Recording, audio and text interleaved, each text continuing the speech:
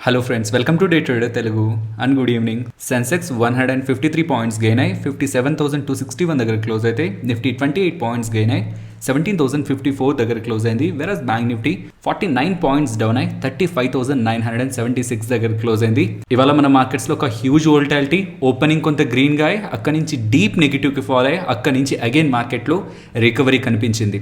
ఇలా ఓపెన్ అయిన దగ్గర నుంచి షార్ప్ గా కరెక్ట్ అయిన తర్వాత వచ్చిన ఈ పాజిటివ్ న్యూస్ ని మనం స్టిల్ బిలీవ్ చేయొచ్చా? ఫర్దర్గా ఇక్కడ నుంచి అప్ సైడ్కి మూవ్ అవడానికి పాసిబిలిటీ ఉందా? ఆర్ ఇలా వచ్చిన ర్యాలీ అగైన్ సెల్ ఆఫ్ అయి డౌన్ సైడ్ ఫాలో అవడానికి మార్కెట్స్కి స్కోప్ ఉందా? ఇవి అర్థం చేసుకోవాలంటే రీసెంట్ డేస్లో వస్తున్న నెగిటివ్ అప్డేట్ లైక్ కొత్త వేరియంట్ని కనుక్కున్నారు. గ్లోబల్ ఎకానమీ రిలేటెడ్గా నెగిటివ్గా ఇంపాక్ట్ ఉంటుందని ఇండియన్ ఈక్విటీ మార్కెట్సే కాదు, యూఎస్, యూరోపియన్, ఎంటైర్ ఏషియాలో ఉన్న ఈక్విటీ మార్కెట్స్ అన్నింటిలో కూడా ఫాల్ కనిపించింది. మరంతలా ఫాల్ అయినప్పుడు ఓపెనింగ్ ఎందుకు గ్రీన్గా జరిగింది అండ్ అగైన్ ఫాల్ అయిన తర్వాత కూడా మార్కెట్లో ఎందుకు రికవరీ కనిపించింది? అలా వచ్చిన నెగిటివ్ అప్డేట్స్ తర్వాత వచ్చిన పాజిటివ్ అప్డేట్స్ని మొదట డిస్కస్ చేద్దాం, తర్వాత లెవెల్స్ గురించి మాట్లాడుకుందాం. ఎప్పుడైతే కొత్త వేరియంట్ వచ్చింది, ఇది variant of concern, variant of interest కాదు అని WHO వాళ్ళు ప్రకటించారు. మీన్స్ ఇది జస్ట్ మనం వాచ్ చేయాల్సిందే కాదు, దీని రిలేటెడ్గా మనం చర్యల్ని తీసుకోవాలి, మన యాక్షన్స్ని కూడా తీసుకోవాలి అని WHO వాళ్ళు ఎప్పుడైతే ప్రతిపాదన చేశారో అక్కడి నుంచి ఈక్విటీ మార్కెట్స్లో ఆ టైంకి మన ఈక్విటీ మార్కెట్స్ క్లోజ్ అయ్యాయి. SGX నిఫ్టీలో మనకి హ్యూజ్ ఫాల్ అయితే కనిపించింది. దాని తర్వాత మార్కెట్లో వచ్చిన ఫర్దర్ అప్డేట్స్, ఆ వైరస్ కొత్త వేరియంట్ రిలేటెడ్గా వ్యాక్సిన్ మేకర్స్ ఎవరైతే వ్యాక్సిన్ మ్యానుఫ్యాక్చర్ చేస్తున్నారో వాళ్ళు దాని మీద ఆల్రెడీ వర్క్ చేస్తున్నారని అండ్ ఇది యాజ్ సూన్ యాజ్ పాసిబుల్ మార్కెట్లోకి వస్తుంది అండ్ అదే యాజ్ సూన్ యాజ్ పాసిబుల్ మార్కెట్ని హిట్ చేస్తుందని వచ్చిన అప్డేట్స్. వన్ స్ట్రక్చర్ నుంచి ఇంకో స్ట్రక్చర్కి మ్యూటేట్ అవుతూ ఉంటుంది కాబట్టి ఇప్పుడు ఇలా కొత్తగా మ్యూటేట్ అవుతున్న వేరియంట్ వల్ల ఎక్కువ శాతం హాని లేదు. సో ఇది ప్రీవియస్ వేరియంట్ని కానీ రీప్లేస్ చేస్తే మోస్ట్ పాసిబుల్ ఈ వైరస్ రిలేటెడ్గా హ్యూమన్స్ మీద ఇంపాక్ట్ అనేది ఉండదు కాబట్టి ఇది మనకి హాని కలిగించదనే అప్డేట్స్ కూడా మార్కెట్ రిలేటెడ్గా ఈ రికవరీకి రీజన్ అనుకోవాలి. ఇది ఇలా ఉంటే లాస్ట్ 18 months నుంచి కూడా వీక్లీ చార్ట్స్లో మనకి ట్రెండ్ అప్ ట్రెండ్లోనే కొనసాగుతుంది. కానీ రీసెంట్ డేస్లో మనకి ఇది బ్రేక్ అయింది. లాస్ట్ 20 weeks ఒక ట్రెండ్ మనకి బ్రేక్ అయ్యి డౌన్ సైడ్ అయితే ఆ weekly trend line down side close అయింది. సో ఫర్దర్గా ఇక్కడ సస్టైన్ అయ్యి ఇక్కడ నుంచి డౌన్ సైడ్కి ఫాలో ఉంటుందా, లేదు అగైన్ ఈ ట్రెండ్ లైన్ అబోవ్ వచ్చి మార్కెట్ సస్టైన్ అయ్యి అప్ ట్రెండ్ని కంటిన్యూ చేస్తుందా లేదా అన్నది ఫర్దర్గా ఫామ్ అవుతున్న ప్రైస్ యాక్టివిటీ ద్వారా మనకు అర్థమవుతుంది. వీక్లీ టైం ఫ్రేమ్లో chart structure means market structure అయితే బెరిష్గానే ఉంది. ఫర్దర్గా ఇక్కడ నుంచి మార్కెట్ డౌన్ సైడ్కి కరెక్ట్ వచ్చిన ఇండికేషన్ అయితే కనిపిస్తుంది. కాకపోతే గుర్తుంచుకోవాల్సింది, ఇఫ్ ఇది ఫేక్ బ్రేక్అవుట్ అయితే అగైన్ మార్కెట్ టాప్ సైడ్కి వచ్చి ఇంపార్టెంట్ లెవెల్స్ అబోవ్ సస్టైన్ అయితే ఫర్దర్గా కూడా మనకు అప్ ట్రెండ్ ఉంటుంది. కాబట్టి 17,250 ఇక్కడ నుంచి చాలా క్లోజ్గా ఉన్న లెవెల్, నియర్లీ 200 పాయింట్స్ చూస్తున్నాను. 17,250 అబోవ్ వచ్చి మార్కెట్ సస్టైన్ అయినా క్లోజ్ అయినా ఫర్దర్గా మనకు అప్ ట్రెండ్ ఉంటుందని మనం ఎక్స్పెక్ట్ చేయొచ్చు. Below 17,250 market possibility down side slide అవడానికి పాసిబిలిటీ ఉంది. ఇవాళ సెషన్ని మీరు గమనిస్తే స్టార్టింగ్ సెషన్ అంతా కూడా చాలా వోల్టైల్గా ఉంది అండ్ ఇవాళ మనం మాట్లాడుకున్న డేటా కూడా మీకు నేను టైం టు టైం చేంజ్ చేస్తూనే ఉన్నాను. ఇవాళ మార్కెట్ ఓపెన్ అవ్వకముందు నేను మీకు మెన్షన్ చేసింది SGX నిఫ్టీ 100+ పాయింట్స్ దగ్గరగా పాజిటివ్లో ఉంది అండ్ ఈవెన్ రీసెంట్ డేస్లో కూడా మార్కెట్ ఫాలో అవుతుంది. కాబట్టి 17,020 నియర్ సపోర్ట్గా చూస్తూ నేను bull side means positive trades నేను తీసుకోవాలనుకుంటున్నానని మెన్షన్ చేశాను 8:45కి. అండ్ మార్కెట్ ఓపెన్ అయ్యే 1 minute ముందు 9:14కి నేను మీకు మెన్షన్ చేసింది 100 పాయింట్స్ అబోవ్ దగ్గరగా SGX నిఫ్టీలో మనకి ఇండికేషన్ కనిపిస్తున్నా. ఓపెనింగ్ ఏమో 29 పాయింట్స్ దగ్గరగానే అయింది కాబట్టి ఓపెనింగ్లోనే మనకి బేర్స్ ఒక స్ట్రెంత్ కనిపిస్తుంది. ఆ గెయిన్స్ అన్నింటిని వైప్ అవుట్ చేస్తూ ఓపెనింగ్లోనే వాళ్ళు సిగ్నిఫికెంట్గా సెల్లింగ్ ప్రెషర్ని క్రియేట్ చేయగలిగారు. కాబట్టి ఓపెనింగ్ తర్వాత లాంగ్ ట్రేడ్స్ని అవాయిడ్ చేయండి అని మెన్షన్ చేశాను. బికాస్ ఆ పాయింట్లో SGX నిఫ్టీలో ఉన్న స్ట్రెంత్, సో అది రీసెంట్ డేస్లో వస్తున్న ఫాల్ ఈసారి షార్ట్ కవరింగ్ జరుగుతుంది అనుకున్నాను. కానీ ఓపెనింగ్లో నాకు ఆ స్ట్రెంత్ కనిపించకపోయేసరికి ఓపెనింగ్లో నేను లాంగ్ ట్రేడ్స్ని అవాయిడ్ చేస్తున్నానని అండ్ అలాగే ఫస్ట్ 15 minutes పాటు ఎటువంటి ట్రేడ్స్ని తీసుకోవాలనుకోవట్లేదు. అలా ఫామ్ అయిన తర్వాత ఫస్ట్ 15 minutes తర్వాత ఫామ్ అయిన ప్రైస్ యాక్టివిటీ ఒకవేళ అబోవ్ బ్రేక్ అవుతుంటే టాప్ సైడ్, బిలో బ్రేక్అవుట్ ఇస్తుంటే డౌన్ సైడ్, ఆ 15 minutes ప్రైస్ యాక్టివిటీని బట్టి మనం డిసైడ్ అవ్వచ్చు అనుకున్నాం. ఇవాళ సెషన్ మీరు గమనిస్తే ఫస్ట్ 15 minutesలో చాలా huge volatility, deep correction and అక్కడి నుంచి కూడా మార్కెట్లో ఒక సిగ్నిఫికెంట్ ర్యాలీ అయితే కనిపించింది. సో స్టార్టింగ్ ఎవరైనా ట్రేడ్స్ తీసుకుంటే డెఫినెట్లీ వాళ్ళ స్టాప్ లాస్ అయితే హిట్ అయ్యేది. సో ఫర్దర్గా కూడా ఇక్కడ నుంచి వోలటైల్ సెషన్స్ అయితే కంటిన్యూ అవుతాయి. ఎవరైతే న్యూట్రల్ స్ట్రాటజీస్ చేస్తున్నారో పాసిబుల్ కొంత లెవెల్ బేస్డ్గా కూడా యాక్ట్ అవ్వడానికి ప్రయత్నించండి, లేదంటే కొద్ది రోజులు మార్కెట్ని అవాయిడ్ చేయండి. బికాస్ ఇంతలా డౌన్ సైడ్కి అండ్ అప్ సైడ్కి మూవ్ అవుతుంటే మీరు అడ్జస్ట్మెంట్ చేసే స్కోప్ ఆ టైం కూడా మీకు తక్కువగా ఉంటుంది. నెక్స్ట్ రిలయన్స్ గురించి మాట్లాడుకోవాలి. ఇవాళ మార్కెట్ టాప్ సైడ్కి మూవ్ అయిందంటే అందులో main reason Reliance and bank Nifty move అయిందంటే దానికి main reason Kotak Mahindra bank. Reliance రిలేటెడ్గా మనకి 2 updates ఉన్నాయి. ఫస్ట్ ది వీళ్ళు మార్కెట్ క్లోజ్ అయిన తర్వాత రీసెంట్గా వీళ్ళ జియో రిలేటెడ్గా ప్లాన్ ప్రైజెస్ని అయితే హైక్ చేశారు.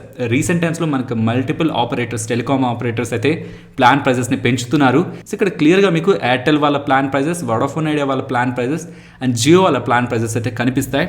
సో ఇలా ఇంత పెంచారని కాకుండా డేటాని అనాలిసిస్ చేసే ప్రయత్నం చేస్తే జియో వాళ్ళు కూడా ఎయిర్టెల్ అలాగే వోడాఫోన్ ఐడియా వల్ల most of the prepaid packs మీద 20% దగ్గరగా పెంచారు. అండ్ ఇది డిసెంబర్ నుంచి వర్తిస్తుందని అయితే అప్డేట్ చేస్తున్నారు. కానీ ఇక్కడ మనం గుర్తుంచుకోవాల్సింది, most of the packs like Airtel, Vodafone ఐడియాలో ఉన్న ప్యాక్స్తో కంపేర్ చేస్తే జియో ప్యాక్స్ నియర్లీ 10 to 20% దగ్గరగా డిస్కౌంట్లో కనిపిస్తాయి. వాళ్ళు ప్రీవియస్ టైమ్స్ నుంచి కూడా ఈ 2 టెలికామ్ ప్లేయర్స్తో పోలిస్తే కొంత తక్కువలోనే వాళ్ళ ప్లాన్స్ని ఆఫర్ చేస్తున్నారు అండ్ స్టిల్ కూడా అది కంటిన్యూ అయితే అవుతుంది.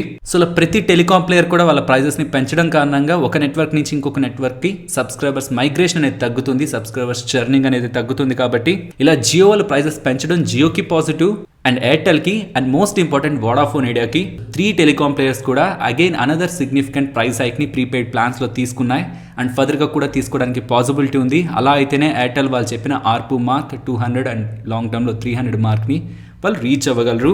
Next Kotak Mahindra bank. ఇది కేవలం కోటాక్ మహీంద్రా బ్యాంక్ అనే కాదు, ఎంటైర్ ప్రైవేట్ బ్యాంకింగ్ స్పేస్ రిలేటెడ్గా ఆర్బీఐ వాళ్ళు ప్రీవియస్గా ఒక అప్డేట్ చేశారు. బ్యాంక్స్ని ఎవరైతే ప్రమోటర్స్ హోల్డ్ చేస్తున్నారో within a period of time వాళ్ళ వాటాని 15% వాటా 15% వాటాకి తీసుకురావాలి, కట్ చేసుకోవాలన్నారు. బికాస్ మెజారిటీ ఆఫ్ వాటాని ఎప్పుడైతే ఒక ప్రమోటర్ బ్యాంక్లో హోల్డ్ చేస్తుంటాడో ఆ బ్యాంక్ని కంట్రోల్ చేస్తాడు. కాబట్టి టైం టు టైం తగ్గించుకుంటూ ఓవరాల్గా 15%కి తీసుకురావాలని ఆర్బీఐ వాళ్ళు ప్రీవియస్గా నామ్స్ని విధించారు. దీని కారణంగా కోటాక్ మహీంద్రా బ్యాంక్ వాళ్ళకి నష్టం. బికాస్ ఉదయ్ కోటాక్ గారు మోర్ దాన్ 50% వాటాని హోల్డ్ చేస్తున్నారు. సో 15% వాటాకి తీసుకురావాలంటే ఉదయ్ కోటాక్ గారు తనకు సంబంధించిన కోటాక్ మహీంద్రా బ్యాంక్లో ఉన్న వాటాను సెల్ చేయాలి. దీంతో సెల్లింగ్ ప్రెషర్ క్రియేట్ అవుతుందన్న ఎక్స్పెక్టేషన్ కోటాక్ మహీంద్రా బ్యాంక్ రిలేటెడ్గా ప్రీవియస్గా ఉంది. అలాగే ఇండస్ఇండ్ బ్యాంక్ ఒక పాయింట్ ఆఫ్ టైంలో సివియర్గా ఫాలో అవుతున్నప్పుడు వాళ్ళ ప్రమోటర్ గ్రూప్ అయిన హిందూజా గ్రూప్ వాళ్ళు ఆర్బీఐ దగ్గరికి వెళ్ళి బ్యాంక్ రిలేటెడ్గా అవగాహన లేని వాళ్ళే అంతలా సెల్ చేస్తున్నారు, మాకు మా బ్యాంక్ గురించి తెలుసు, మమ్మల్ని మా వాటాన్ని పెంచుకునేందుకు మాకు అవకాశం ఇవ్వండి, ప్రైస్లో స్టెబిలిటీని తీసుకొచ్చే ప్రయత్నం మేము చేస్తాం, ఇన్వెస్ట్మెంట్ చేయాలనుకుంటున్నాం బ్యాంక్లో ఈక్విటీ పరంగా అంటే ఆర్బీఐ దానికి అంగీకరించలేదు. బికాస్ వాళ్ళు 15% లిమిట్కి ఆల్రెడీ రీచ్ అయి ఉండేసరికి. బట్ ఇప్పుడు అది 26%కి మారిస్తే కోటాక్ మహీంద్రా బ్యాంక్ రిలేటెడ్గా ఉదయ్ కోటాక్ గారు తనకు సంబంధించిన వాటాని సెల్ చేయాల్సిన నీడ్ లేదు. అలాగే ఇండస్ఇండ్ బ్యాంక్ రిలేటెడ్గా వాళ్ళ ప్రమోటర్ గ్రూప్ అయిన హిందూజా గ్రూప్ వాళ్ళు ఫర్దర్గా ఇన్వెస్ట్మెంట్స్ చేయడానికి కూడా మీన్స్ ఈక్విటీ పరంగా ఇన్ఫ్యూజ్ చేయడానికి, మనీని ఇన్ఫ్యూజ్ చేయడానికి కూడా పాసిబిలిటీ ఉంటుందన్న హోప్స్తో కోటాక్ మహీంద్రా బ్యాంక్ అయితే ఇవాళ ర్యాలీ అయింది. బట్ ఇండస్ఇండ్ బ్యాంక్ రిలేటెడ్గా కొన్ని ఇష్యూస్ రీసెంట్ టైమ్స్లో సబ్సిడరీ అయిన భారత్ ఫైనాన్షియల్స్లో అలిగేషన్స్ ఎదుర్కొంటూ ఉండేసరికి వాళ్ళ స్టాక్ నియర్లీ 0.8% దగ్గరగా నెగిటివ్లో క్లోజ్ అయింది. నెక్స్ట్ పేటీఎం గురించి మాట్లాడుకోవాలి. పేటీఎం వాళ్ళు నెంబర్స్ని అయితే పోస్ట్ చేశారు. టాప్ లైన్లో మాత్రమే, రెవెన్యూస్లో మాత్రమే growth, operating side and even losses కూడా previous quarter and last year same క్వార్టర్తో పోలిస్తే ఈసారి పోస్ట్ చేసిన క్వార్టర్లీ రిజల్ట్స్లో ఎక్కువగా ఉన్నాయి. ఓవరాల్ నెంబర్స్ మనకి వీక్గా కనిపిస్తున్న ఇంటర్నెట్ బేస్డ్ కంపెనీస్ని based on operating and net profit side మనం చూస్తూ వాల్యుయేట్ చేయం. కాబట్టి ఇన్ టర్మ్స్ ఆఫ్ వీళ్ళ బిజినెస్ సెగ్మెంట్స్లో రీసెంట్గా వీళ్ళు చేసిన అప్డేట్స్తో ఓవరాల్ పేటీఎం నెంబర్స్ని మనం న్యూట్రల్గానే చూడొచ్చు. అండ్ దీంతో పాటు పేటీఎం పేమెంట్ బ్యాంక్స్ వాళ్ళు ట్రాన్సిట్ కార్డ్ని లాంచ్ చేశారని, ఇది మెట్రో అలాగే బస్సులో ట్రావెల్ చేసే ప్యాసింజర్స్కి యూజ్ అవుతుందని ఎలా పేటీఎం వాళ్ళు అప్డేట్ చేస్తున్నారు. నెక్స్ట్ పిఎన్బి హౌసింగ్ ఫైనాన్స్ గురించి మాట్లాడుకోవాలి. చాలా డేస్ బ్యాక్ వచ్చిన ఒక పాజిటివ్ అప్డేట్ లైక్ కార్లైల్ వాళ్ళు అలాగే ప్రీవియస్గా హెచ్డిఎఫ్సి బ్యాంక్ని లీడ్ చేసిన ఆదిత్య పూరి గారు కూడా ఈ పిఎన్బి హౌసింగ్ ఫైనాన్స్ లో జాయిన్ అవుతున్నారు అనేసరికి స్టాక్ మోర్ దాన్ 100% దగ్గరగా ర్యాలీ అయింది ఒక పాయింట్ లో. అండ్ తర్వాత ఆ డీల్ కరెక్ట్ కాదు, చాలా తక్కువ ప్రైస్ లోనే కార్లైల్ వాళ్ళు కొనేస్తున్నారు షేర్స్ అన్నిటిని అనేసరికి ఆ డీల్ అయితే బ్రేక్ అయింది. దాని తర్వాత నుంచి స్టాక్ ప్రైస్ లో కంటిన్యూస్ గా ఫాల్ అగైన్ ఇప్పుడు మనకి అప్పర్ సర్క్యూట్ స్టాక్ ప్రైస్ లో కనిపిస్తుంది. దీని రిలేటెడ్ గా ఇంపార్టెంట్ అప్డేట్, ప్రీవియస్గా ఎవరైతే ఈ కంపెనీలో ఈ హౌసింగ్ ఫైనాన్స్ కంపెనీలో వాటాని పెంచుకుందామని ప్రయత్నించారో కార్లైల్ వాళ్ళు, వాళ్ళ డీల్ ముందుకు వెళ్ళకపోయేసరికి పిఎన్బి హౌసింగ్ ఫైనాన్స్లో హోల్డ్ చేసిన స్టేక్ని సెల్ చేయాలనుకుంటున్నారని, అలా సెల్ చేస్తుంటే బై చేయడానికి బేరింగ్ ప్రైవేట్ ఈక్విటీ ప్లేయర్ వాళ్ళు రెడీగా ఉన్నారని. సో ఈ కార్లైల్ వాళ్ళు ప్రెసెంట్ 32.3% దగ్గరగా వాటాను హోల్డ్ చేస్తున్నారు. వీళ్ళతో పాటు జనరల్ అట్లాంటిక్ అలాగే ఎస్ఎస్జీ వాళ్ళు ఒక్కొక్కరు 10% దగ్గరగా చేస్తున్నారు. వీళ్ళందరూ స్టేక్ని యాడ్ చేస్తే నియర్ టు 52% దగ్గరగా వస్తుంది. ఇంత పెద్ద మొత్తంలో వాటాని బేరింగ్ ప్రైవేట్ ఈక్విటీ ప్లేయర్ వాళ్ళు కొంటున్నారనేసరికి అలా కొంటున్న ప్రైస్ ప్రెసెంట్ ఉన్న ప్రైస్ నుంచి హైయర్ సైడ్ ఉంటుందన్న ఎక్స్పెక్టేషన్స్ తో పర్ సర్క్యూట్ లో క్లోజ్ అయింది. నెక్స్ట్ శక్తి పంప్స్ గురించి మాట్లాడుకోవాలి. ఒక పాయింట్ ఆఫ్ టైంలో వచ్చిన పాజిటివ్ అప్డేట్ తో స్టాక్ నియర్లీ 20% దగ్గరగా ర్యాలీ అయింది. అప్డేట్ సింపుల్, వీళ్ళు రిలేటెడ్గా ఒక సబ్సిడరీని ఫామ్ చేసి ఆ సబ్సిడరీ ద్వారా ఈవీ మోటార్స్, ఈవీ చార్జెస్ అలాగే విఎఫ్డి ఫర్ ఆటోమొబైల్స్, విఎఫ్డి అంటే వేరియబుల్ ఫ్రీక్వెన్సీ డ్రైవ్, ఇది మోటార్స్ ఒక స్పీడ్ని కంట్రోల్ చేయడానికి యూజ్ చేస్తుంటారు. సో ఈవీ మోటార్స్ని, ఈవీ చార్జెస్ని, విఎఫ్డీస్ని వేరియబుల్ ఫ్రీక్వెన్సీ డ్రైవ్స్ని వీళ్ళ సబ్సిడరీ ద్వారా ఈవీ థీమ్లో భాగంగా, ఎలక్ట్రిక్ వెహికల్ థీమ్లో భాగంగా తయారు చేసేందుకు వీళ్ళు ప్రాసెస్ని స్టార్ట్ చేస్తున్నారనేసరికి ఒక సపరేట్ సబ్సిడరీని ఫామ్ చేసి ఈవీ సెగ్మెంట్లో ఎంటర్ అవుతున్నారనేసరికి స్టాక్ ఇవాళ ఒక పాయింట్లో హైగా గెయిన్ అయ్యి ఫైనల్గా కూడా 7% దగ్గరగా పాజిటివ్గా క్లోజ్ అయింది. నెక్స్ట్ అశోక్ లీలాండ్ గురించి మాట్లాడుకోవాలి. అశోక్ లీలాండ్ ఒక current CEO and MD Vipin Sondhi గారు December 31 నుంచి తన పదవి నుంచి స్టెప్ డౌన్ అవుతున్నారన్న అప్డేట్ ని ఎక్స్చేంజెస్ కి వీళ్ళు అప్డేట్ చేస్తున్నారు. నెక్స్ట్ ఎస్ బ్యాంక్ గురించి మాట్లాడుకోవాలి. ఎస్ బ్యాంక్ అలాగే డిష్ టీవీ మధ్యలో ఉన్న డిస్ప్యూట్ ని సుప్రీంకోర్టు వాళ్ళు November 30 హియరింగ్ కి తీసుకుంటున్నారన్నట్లయితే అప్డేట్ అయితే కనిపిస్తుంది. ప్రెసెంట్ ఎస్ బ్యాంక్ వాళ్ళు నియర్లీ 25% దగ్గరగా వాటాని డిష్ టీవీలో హోల్డ్ చేస్తున్నారు. కానీ అది డైరెక్ట్ గా డిష్ టీవీలో వాళ్ళు కొన్న వాటా కాదు. Essel group companies Dish TV వాటాని ఎస్ బ్యాంక్ దగ్గర తాకట్టు పెట్టి కొంత మొత్తం అప్పుగా తీసుకున్నాయి. బట్ వాళ్ళు సరైన టైంలో కట్టకపోయేసరికి వీళ్ళు ఆ షేర్స్ ని కంట్రోల్లోకి అయితే తీసుకున్నారు. బట్ దాన్ని ఇండైరెక్ట్ వేలో కంట్రోల్లోకి తీసుకున్నారని ఎస్ బ్యాంక్ మీద ఎస్ఎల్ గ్రూప్ వాళ్ళు క్రిమినల్ కేసు కూడా పెట్టారు. సో వాళ్ళ దగ్గర ఉన్న షేర్స్ కి ఓటింగ్ రైట్స్ కావాలని ఎస్ బ్యాంక్ వాళ్ళు అది ప్రాపర్ వేలో వాళ్ళు అక్వైర్ చేయలేదు. అది క్రిమినల్ యాక్టివిటీని ఎస్ బ్యాంక్ అగెనిస్ట్ గా ఎస్ఎల్ గ్రూప్ వాళ్ళు అయితే ఫైట్ చేస్తున్నారు. నెక్స్ట్ జూట్ కంపెనీ అయిన చేవేట్ గురించి మాట్లాడుకోవాలి. వీళ్ళు కాన్స్టెంట్ గా టైం టు టైం మంచి డివిడెండ్ ని ఈవెన్ ఇప్పుడు వీళ్ళు అప్డేట్ చేస్తున్నది బైబ్యాక్ ని కూడా వీళ్ళు ప్రకటించబోతున్నారని.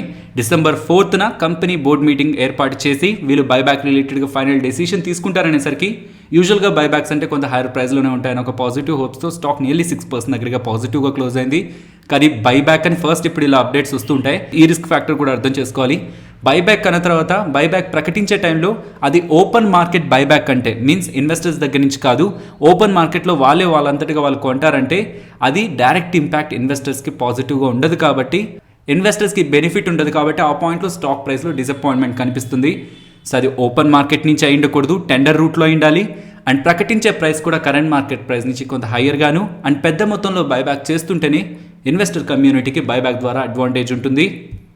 రెన్యూబుల్ ఎనర్జీ సెగ్మెంట్లో బిజినెస్ చేసే వారే రెన్యూబుల్ టెక్నాలజీస్ వాళ్ళకి 140 మెగావాట్ డీసీ పవర్ ప్లాంట్ ఒక కన్స్ట్రక్షన్ రిలేటెడ్గా LOA లభించిందనేసరికి, LOA అంటే లెటర్ ఆఫ్ అథారిటీ మీన్స్ ఆ ప్లాంట్ రిలేటెడ్గా ఫర్దర్గా వీళ్ళ యాక్షన్ తీసుకోవడానికి వీళ్ళు ఎలిజిబుల్ అవుతున్నట్లు. ఇలా గుజరాత్ నుంచి వీళ్ళకి ఇలా ఆర్డర్ లభించింది అనడంతో స్టాక్ ఇవాళ 4.9% దగ్గరగా పాజిటివ్గా గెయిన్ అయింది.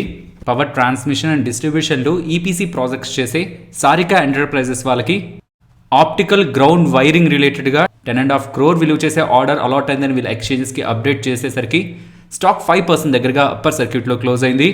నెక్స్ట్ నిఫ్టీ అలాగే bank Nifty support and resistance మాట్లాడుకుందాం. మార్నింగ్ మాట్లాడుకున్న లెవెల్స్ని కంటిన్యూ చేస్తున్నాను. ఒకవేళ మార్కెట్ సివియర్గా gap down or gap up అవుతుంటే ఫర్దర్గా ఈ లెవెల్స్ నేను టెలిగ్రామ్లో చేంజ్ చేస్తాను. బికాస్ ప్రెసెంట్ ఉన్న దగ్గర నుంచి నేను గమనిస్తున్న ఇంపార్టెంట్ లెవెల్స్ అయితే ఇవే.